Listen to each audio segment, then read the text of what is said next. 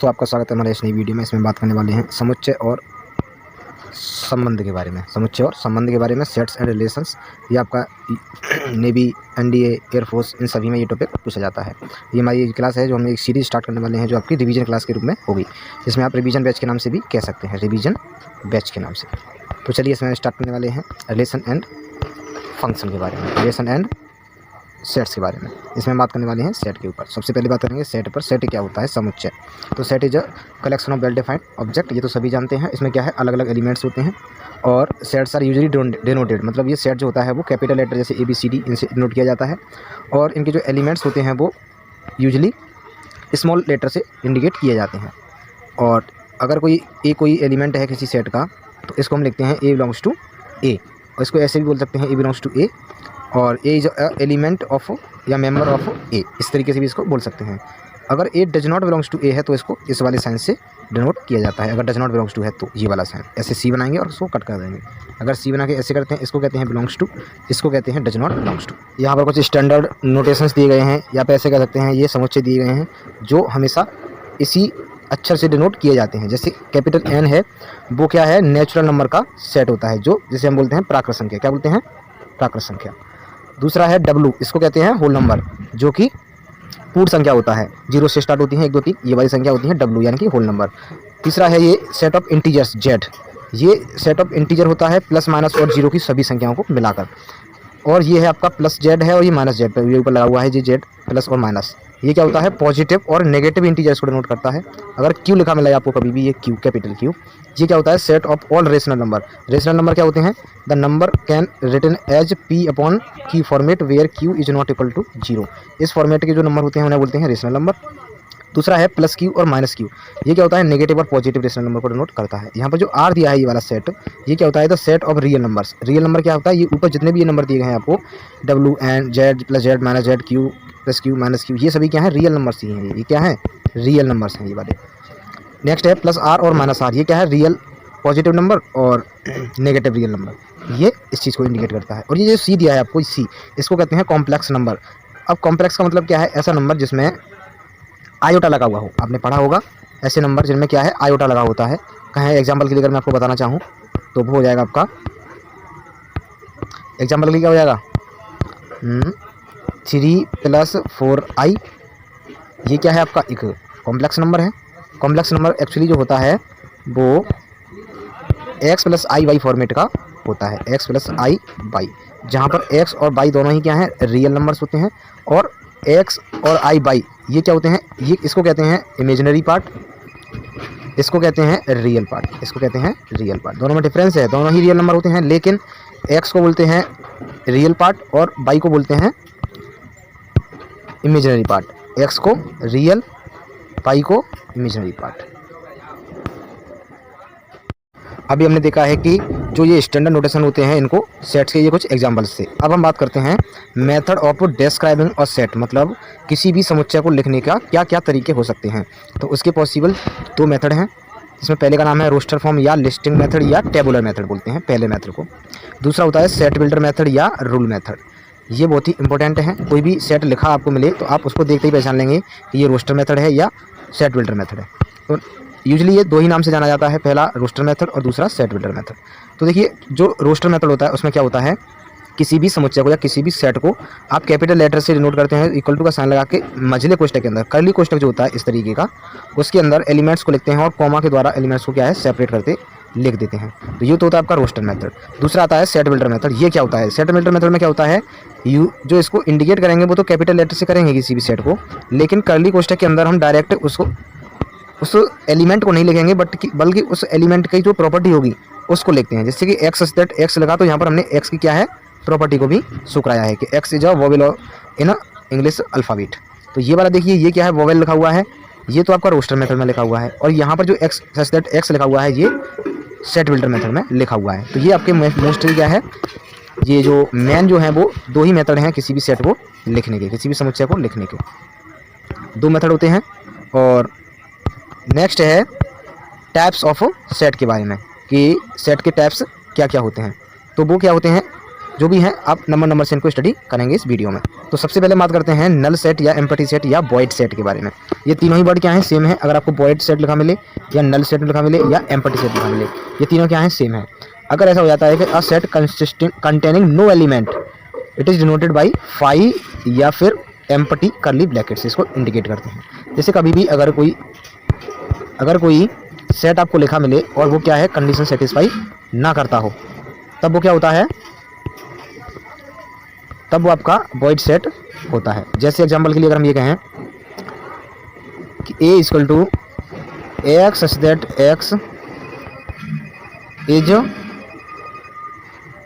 8th day of week, मतलब दिनों के 8वें दिन का नाम। तो क्या दिन में कोई 8वां नाम होता है? नहीं। तो ये ए क्या हो जाएगा आपका, फाई हो जाएगा, यानी कि रिक्त समुच्चय हो जाएगा। जब भी क्या है कोई गलत बात या अपोजिट बात कही जाएगी तो वो क्या होगा आपका ऑलवेज एम्प्टी सेट या नल सेट या वॉइड सेट कहलाता है। फिर है आपका सिंगलटन सेट। तो देखो सिंगलटन सेट क्या होगा कि सिंगलटन सेट में क्या होता है, a set containing a single element. Single element का मतलब हो गया, जैसे हम ये कहें ए इक्वल टू आपको दिया है x such that x is less than 5 and x is greater than 3 और x बिलोंग्स टू क्या है, नेचुरल नंबर है। तो नेचुरल नंबर है तो मतलब 5 और 3 के बीच का कोई भी एलिमेंट, यानी कि a इक्वल टू क्या हो जाएगा, ओनली 4 हो जाएगा। तो इसके अंदर कितने एलिमेंट हैं, ओनली 1 है। तो ये कैसा सेट हो गया आपका, सिंगलटन सेट हो गया। इसके बाद हम बात करते हैं फाइनाइट सेट के बारे में। ये फाइनाइट सेट क्या होता है, तो देखिए फाइनाइट सेट जैसा कि आपको नाम से पता लग रहा होगा कि फाइनाइट है, मतलब ऐसा सेट जिसमें नंबर ऑफ एलिमेंट्स क्या हों, फाइनाइट हों। अब एग्जांपल अगर इसकी बात करें तो ए बराबर क्या हो जाएगा, मान लिया एक कोई सेट है x such that x is a alphabet of English. English का जो अल्फ़ाबेट होता है वो इंग्लिश अल्फ़ाबेट, यानी कि ए बराबर क्या हो जाएगा, A B comma C dot dot dot Z. तो इसमें नंबर ऑफ एलिमेंट्स कितने होंगे, नंबर ऑफ एलिमेंट्स इसमें होंगे ओनली एंड ओनली 26, क्योंकि अगर मैं इंग्लिश वर्णमाला के अक्षरों की बात करूं तो उसमें केवल और केवल कितने एलिमेंट्स होंगे, 26 होंगे, इससे ज़्यादा तो नहीं हो सकते। यानी कि नेक्स्ट है आपका इनफाइनाइट सेट। अब इनफाइनाइट सेट क्या होता है, अगर किसी सेट के अंदर नंबर ऑफ एलिमेंट्स क्या हों, इनफाइनाइट हों, तो वो क्या होता है, इनफाइनाइट सेट होता है। जैसे कि नेचुरल नंबर क्या है, इनफाइनाइट तक होते हैं, 1 से स्टार्ट होंगे और 1 2 3 डॉट डॉट इनफाइनाइट तक चलते जाते हैं। तो ये हो जाएगा आपका इनफाइनाइट सेट। इक्विवेलेंट सेट, ये क्या होता है, अगर दो सेट हैं, मान लो ए है और बी है, अगर सेट ए में और सेट बी में नंबर ऑफ एलिमेंट यानी कि अवयवों की संख्या क्या हो, समान हो, तब उसको कहते हैं इक्विवेलेंट सेट। नेक्स्ट है इक्वल सेट। इक्वल सेट कब होता है, अगर दो सेट हैं, मान लो ए है और बी है, जो एलिमेंट ए में दिए हैं वही 2 copy element same to same क्या है, बी में दिए हों, तब उसको कहते हैं ए इक्वल टू बी, ए बराबर है बी के। कब कहेंगे, जब दोनों में क्या हो, अवयवों की संख्या और अवयव दोनों ही क्या हो, समान हो, और जब केवल अवयवों की संख्या समान होगी तब उसको कहते हैं इक्विवेलेंट सेट। बाद आता है आपका सबसेट एंड सुपरसेट। तो देखो सबसेट क्या होता है, सबसे पहले इसको देखेंगे। मान लो ए क्या है, कोई समुच्चय है और बी एक और समुच्चय है। तो अगर ए का प्रत्येक अवयव, समुच्चय ए और बी हैं, समुच्चय ए का प्रत्येक अवयव क्या है, बी के अंदर उपस्थित हो, तब हम कहेंगे कि ए क्या है, बी का उप समुच्चय है या सबसेट है। दूसरा है सुपरसेट। सुपरसेट क्या हो गया, अगर ए का प्रत्येक अवयव बी में उपस्थित है तो फिर बी को कहेंगे ए का सुपरसेट, बी को क्या कहेंगे, ए का सुपरसेट, उल्टा, ठीक है। नेक्स्ट है पावर सेट। पावर सेट क्या होता है, the set of all subset of any set. जैसे कोई ए उप समुच्चय है, ए क्या है, उप समुच्चय है, सॉरी ए क्या है, कोई समुच्चय है, इसके जितने भी उप समुच्चय बन सकते हैं उन सभी का क्या बना लें, एक सेट बना लें, उसको कहते हैं पावर सेट। जैसे एग्जांपल के लिए अगर मान लो ए बराबर है ये 1,2 है, तो इसके दो कितने उप समुच्चय बन सकते हैं, उसको कहते हैं पावर सेट। क्या कहते हैं, पावर सेट। देखो इसका एक तो 5 हो गया उप समुच्चय, दूसरा हो गया 1, दूसरा हो गया 2 और तीसरा हो गया आपका 1,2। ये इसको कहते हैं पावर सेट ऑफ ए। ए के जितने भी अवयव हो सकते हैं, ए के जितने भी उप समुच्चय हो सकते हैं, उन सभी को मिला के जो एक सेट बनेगा उसका नाम होता है पावर सेट। उसका नाम क्या होता है? पावर सेट, जिसे इंग्लिश हिंदी में बोलते हैं घात समुच्चय। हिंदी में क्या बोलते हैं? घात समुच्चय। उसके बाद आता है आपका यूनिवर्सल सेट। यूनिवर्सल सेट ये क्या होता है? ऐसा सेट जिसके अंदर सभी उपसमुच्चय उपस्थित होते हैं। क्या है? A set consisting of all possible elements which occur under consideration is called a universal set. यानी कि जितने भी संभव समुच्चय हो सकते हैं उन सबको मिला के अब एक समुच्चय आप बना दें, उसको कहते हैं यूनिवर्सल सेट। या फिर ऐसे कह सकते हैं, जो जितने भी समुच्चय हैं जो जिस भी बड़े समुच्चय में से निकले हैं उसको कहते हैं यूनिवर्सल सेट। उसके बाद आता है आपका प्रॉपर सबसेट। प्रॉपर सबसेट क्या होता है? अगर मान लो ए कोई अवयव है, ए कोई सेट है और बी कोई सेट है। अगर ए का प्रत्येक अवयव समुच्चय बी में उपस्थित है, लेकिन कम से कम बी के अंदर एक अवयव ऐसा होना चाहिए जो ए के अंदर उपस्थित ना हो, तब कहेंगे कि ए बी का क्या है? प्रॉपर सबसेट है, उचित उपसमुच्चय है। अगर ए का प्रत्येक अवयव every element of A is present in B and at least one element of B such that is not present in A. B के अंदर कोई ना कोई ऐसा एलिमेंट जरूर होना चाहिए जो ए के अंदर उपस्थित ना हो, लेकिन ए का प्रत्येक अवयव ऐसा हो जो बी में उपस्थित हो, तब हम समुच्चय ए को, सेट ए को कहेंगे उचित उपसमुच्चय या प्रॉपर सबसेट। तो ये क्या है? आपका प्रॉपर सबसेट का प्रॉपर डेफिनेशन हो गया है। उसके बाद आता है आपका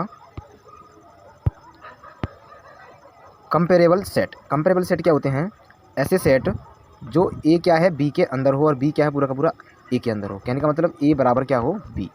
कंपेरेबल सेट तब कहेंगे जब ए बराबर क्या हो जाएगा? बी। समुच्चय ए का प्रत्येक अवयव बी के अंदर हो और समुच्चय बी का प्रत्येक अवयव समुच्चय ए के अंदर उपस्थित हो, तब कहेंगे कि ये सेट क्या है? कंपेरेबल है, तुलनात्मक सेट है। उसके बाद आता है नॉन कंपेरेबल सेट। जैसे अगर दो सेट हैं ए और बी, ना तो ए का प्रत्येक अवयव बी के अंदर हो और ना ही बी का प्रत्येक अवयव ए के अंदर हो, तब हम कहेंगे कि ए और बी क्या है? नॉन कंपेरेबल हैं, अन्य तुलनात्मक हैं, जिनकी तुलना नहीं हो सकती है, वैसे सेट हैं। उसके बाद आता है आपका disjoint set. Disjoint set. Disjoint set बनाने से पहले से आपसे रिक्वेस्ट करूंगा, अगर आपने अभी तक हमारे चैनल को सब्सक्राइब और वीडियो को लाइक नहीं किया है तो प्लीज़ चैनल को सब्सक्राइब और वीडियो को लाइक करें और वीडियो को ज़्यादा से ज़्यादा शेयर करें अपने दोस्तों के साथ, ताकि उन्हें भी वीडियो का लाभ मिल सके। चलिए अब बताते हैं आपको डिसजॉइंट सेट। डिसजॉइंट सेट क्या है? दो सेट ऐसे हैं कि उनका जो इंटरसेक्शन है, इंटरसेक्शन का मतलब उनमें एक भी अवयव क्या है? उभयनिष्ठ ना हो, कॉमन ना हो, उसको कहते हैं disjoint set. They do not have any common element. Same thing है, अगर उनके अंदर कोई भी क्या है? एलिमेंट कॉमन नहीं है, तब उनको कहेंगे कि वो क्या है? डिसजॉइंट सेट है। इसके बाद आता है interval as a subset of R. Interval को आप किस तरीके से एक सेट के रूप में लिख सकते हैं, इस चीज़ को यहाँ पर बताया गया है। देखो, मान लिया कोई एलिमेंट है एक्स जो ए और बी के बीच में ही क्या है? बिलोंग करता है। अगर ये वाला साइन लगा हुआ है इक्वल टू और लेस देन ग्रेटर देन, तब तो आता है क्लोज इंटरवल। अगर ओनली लेस देन या इक्वल टू लेस देन लगा हो या ग्रेटर देन लगा हो, तब आता है क्लोज या ओपन। क्लोज ये वाला ओपन वाला, ये वाला ब्रैकेट आता है। जब भी कहीं भी अगर इक्वल टू का साइन लगा हुआ तब ये वाला ब्रैकेट आता है। तो यहाँ पर देखिए, जो ये वाला इंटरवल है इसको कहते हैं क्लोज्ड इंटरवल। क्या है? देखो, ये है क्लोज्ड इंटरवल, इसका नाम है ओपन इंटरवल, क्योंकि ये वाला ब्रैकेट बना हुआ है, ये वाला छोटा वाला। उसके बाद में यहाँ देखिए, ये क्या है? इसका नाम है सेमी ओपन और सेमी क्लोज। इस वाले को क्या बोलेंगे? Semi open. इसको बोलेंगे सेमी क्लोज। इसको ऊपर वाले को क्या बोलेंगे? Semi open. इसको बोलेंगे सेमी, इसको क्या बोलेंगे? Semi close. ठीक है। तो हाँ, अब बात आती है वेन डायग्राम की। तो देखिए, वेन डायग्राम क्या होता है? कुछ नहीं, जस्ट एक मेथड है सेट की जो प्रॉपर्टीज हैं उनको सेटिस्फाई कराने का। तो ये क्या है? यूनिवर्सल सेट लेते हैं हम, उसके अंदर हम छोटे छोटे क्या है? समुच्चयों को मानते हुए वहाँ पर इंटरसेक्शन, यूनियन और भी सही है, सारे हैं, कॉम्प्लीमेंट हैं, इन सबको क्या है? शो कराते हैं। तो देखिए, यूनियन ऑफ सेट्स। यूनियन का मतलब क्या है? ऐसे अवयवों का समुच्चय जो ए में और बी में क्या है? किसी एक में अवश्य उपस्थित हो। यानी कि ए और बी के सभी अवयवों को मिला दें और जो डबल आ रहा है उसको सिंगल वाले लिखते हैं, तो उसको कहते हैं ए यूनियन बी।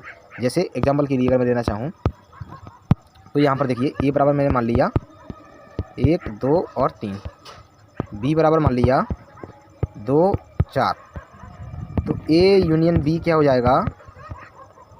1, 2, 3, 4। मैंने इसको और इसको मिला के लिख दिया, लेकिन एक एलिमेंट है यहाँ पर जो क्या था? कॉमन था, ये वाला। इसको क्या कर दिया हमने? एक बार लिख दिया है। देखिए, इस वाले एलिमेंट को, ये यहाँ पर डबल था तो इसको क्या करेंगे, यूनियन में एक बार ही लिखेंगे। तो ये हो गया ए यूनियन बी। ऐसे ही अगर आप चाहें इसका वेन डायग्राम बनाना तो वेन डायग्राम भी बना सकते हैं। देखो कैसे बनेगा। मान लिया यहाँ पर ये क्या है, यू दिया है, ये और ये क्या दिए हैं, ये है आपका ए और ये है बी। अभी वाले प्रश्न के लिए यहाँ पर था 1 2 और 3, 1 2 और 3, और यहाँ पे था 4। तो ये क्या पूरा का पूरा ए यूनियन बी को इंडिकेट कर रहा है। इसके बाद आता है law of union of sets. अब लॉ की कुछ क्या है, प्रॉपर्टीज़ हैं। जैसे अगर आप किसी समुच्चय का और रिक्त समुच्चय का यूनियन निकालें तो खुद में खुद वही समुच्चय मिलता है आपको। फिर क्या करें, आप किसी समुच्चय का और यूनिवर्सल सेट का, यानी कि जिसके अंदर से ये वाला सेट निकला है उसी के साथ अगर यूनियन लें तो क्या है, आपका आंसर में वही यूनिवर्सल सेट मिलता है, जिसको बोलते हैं यूनिवर्सल लॉ। उसके बाद आता है इंडेम्पोटेंट लॉ। ये क्या होता है, अगर आप ए और ए का, यानी कि मान लिया ए के अंदर क्या है 1,2 है, तो आप अगर ए यूनियन ए निकालें तब भी आंसर क्या आएगा, 1,2 ही आएगा। तो वही लौट के मिलता है। उसके बाद क्या है कि अगर आप ए यूनियन बी निकालें चाहे बी यूनियन ए निकालें, वो क्या आता है, सेम आता है। इसको बोलते हैं कम्यूटेटिव लॉ। इसको क्या बोलते हैं, कम्यूटेटिव लॉ। उसके बाद है आपका, उसके बाद है एसोसिएटिव लॉ। क्या है, एसोसिएटिव लॉ। ये क्या होता है, आप क्या करें, ब्रैकेट चेंज प्रॉपर्टी भी बोलते हैं इसको, एसोसिएटिव लॉ को, कि अगर आप ए यूनियन बी निकालें उसके बाद यूनियन निकालें सी के साथ, या फिर बी और सी का पहले यूनियन निकालें उसका यूनियन निकालें ए के साथ, वो क्या है, सेम आता है। तो ये होता है आपका एसोसिएटिव लॉ। तो ये तो इस वीडियो में इतना ही। मिलते हैं नेक्स्ट वीडियो में। अगली वीडियो में हम बात करने वाले हैं intersection, complement and minus plus, इन सभी ऑपरेशंस के ऊपर डिस्कशन करने वाले हैं। तो बने रहिए हमारे साथ, चैनल को सब्सक्राइब कर लीजिए, जिससे कि नया वीडियो जब भी आएगा तो आपको सबसे पहले दे दिया जाएगा। Thank you very much.